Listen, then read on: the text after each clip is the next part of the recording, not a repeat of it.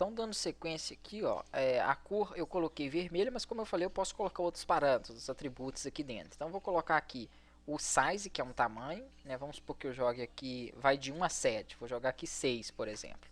Ctrl S, F5. Ele vai mudar pouco, porque ele... Olha lá, F5. Ele está, né, em um H1, então pode não diferenciar muito. Vou colocar esse mesmo comando nessa palavra texto itálico, para a gente ver uma diferença maior. Então, vou vir aqui em texto itálico, quero colocar o size. Mas para colocar o size eu preciso do font. Não necessariamente eu preciso do cor, só se eu quiser mexer com a cor. Então, font size, e vou colocar aqui 6. Repara que ele vai aumentar bastante. Se eu não fechar, todos os outros abaixo aumentam. Então, venho antes aqui do BR, antes ou depois, tanto faz a ordem. Como eu expliquei, eu gosto de colocar antes do texto e logo depois dele para não causar ali conflito e nem confusão. Olha aí como ele ficou bem maior. Então, texto com o tamanho 7, né, o size 7 aqui, 6 no caso que eu coloquei, ele ficou bem destacado. Vou deixar ele com 3 para ele não ficar muito grande assim. Vamos supor que eu quisesse colocar essa palavra texto sublinhado verde. Então, eu utilizaria aqui o comando, aí eu poderia colocar somente o color e aqui a cor, green. Beleza. Depois do texto sublinhado, barra fonte também para fechar ela. Perfeito. Ctrl S, F5, o texto ficou verde. Aqui voltou para o tamanho padrão, né, que o tamanho 3 é um tamanho bem parecido com o que já estava. É um pouquinho menor, no caso, do que o tamanho padrão da página.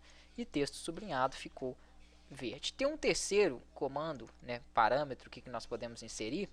Aqui no título eu coloquei fonte color e o size. Tem mais um, que é o face, que é o tipo da letra. Então, vou colocar aqui para ele, por exemplo, Verdana. É o formato da fonte. Vou dar um Ctrl S para salvar, F5. Repara que ele vai mudar aqui para o tipo de Verdana. Olha lá. Então, alterou para Verdana aqui, né, o formato da fonte. Se você quiser outros tipos de letra, poxa, eu não sei de qual letra que eu tenho. O próprio bloco aqui pode te ajudar. Você vem formatar a fonte, não é para confirmar a letra, porque se trocar aqui em cima, ele muda a letra somente de visualização do código. E aqui é interessante você deixar uma letra de fácil visualização, como essa letra que tem no meu. Ali é só para você pegar uma outra ideia de outro tipo de letra.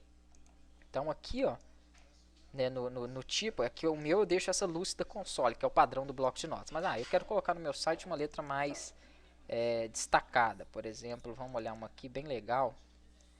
Tem uma que chama Heavy aqui, ó, pra cima. Pode ser essa Snap aqui. Então, vou clicar nela, vou com o botão direito e vou copiar essa fonte. Não dá OK, senão o seu código fica com ela. Pode fechar. A ideia é abrir isso só para você ver o nome da fonte ali e copiar ela. Vem aqui e dá um Ctrl V para colar dentro do Face. Salvo e atualizo. Agora o meu título fica com aquele formato de letra. Mas é importante que a pessoa que abra o seu site, ela tenha essa letra instalada, senão ele não vai representar ela dessa forma, né? Ele pode jogar para uma fonte normal que é Times New Roman, Verdana, essas fontes que a maioria dos computadores apresentam. Então tem que saber essa diferença aí.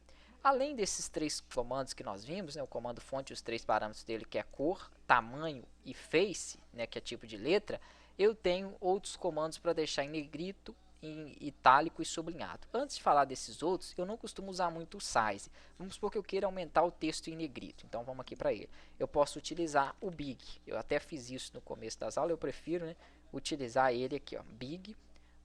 Se eu colocar um big só, vamos ver isso também. Vou colocar um big e vou fechar um big. Se eu abrir um, eu fecho um. Ctrl S, ele aumenta um pouco. É como se ele dobrasse de tamanho. Se eu quiser que aumente mais, eu posso inserir aqui mais bigs. Ó. Colocar mais 2. Só que se eu abrir 3, eu devo fechar 3. Senão, aqueles dois passam as propriedades para baixo. Então, fechei 3, abri 3, ó. Tem o texto que eu quero, que é texto negrito, e fechei 3. Ctrl S, a palavra texto em negrito vai ficar agora bem maior. Vamos colocar as propriedades itálico, negrito e sublinhado. É bem fácil essas três propriedades.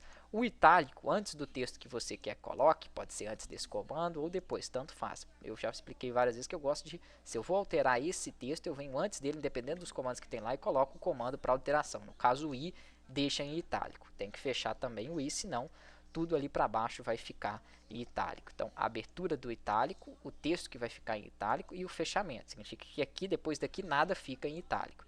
Então, o texto ficou inclinado aqui em itálico.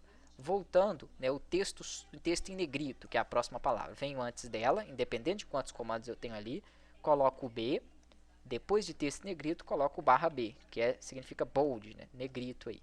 Pode colocar, se quiser, dar Enter para deixar em linha única também, não tem problema nenhum, aí fica mais fácil de você entender e dividir e trabalhar aquele comando. Ó. Pronto. Essas quebras de linha, esse espaço aqui não faz diferença nenhuma para o seu código, só vai mostrar a quebra de linha lá se você colocar o BR. Ctrl S, F5, ele ficou em negrito, ó, destacado. E o sublinhado, o comando é o U. Então, antes de texto sublinhado, posso até dar um Enter para deixar mais organizado. Ó. Beleza, eu isolo os outros comandos. Venho aqui, coloco um U, embora não precisa de isolar, só questão de organização do código.